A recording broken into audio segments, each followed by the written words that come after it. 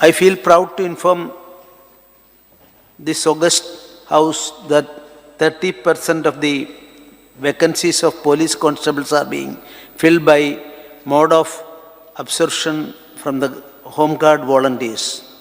161 Home Guards have been appointed on absorption to the post of police constable in the Goa Police Department.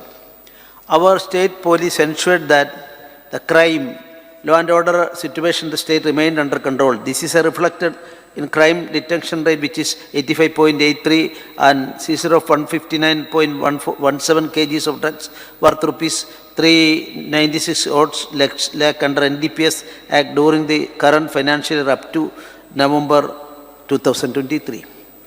The firefighters have shown commendable courage and dedication in their duties.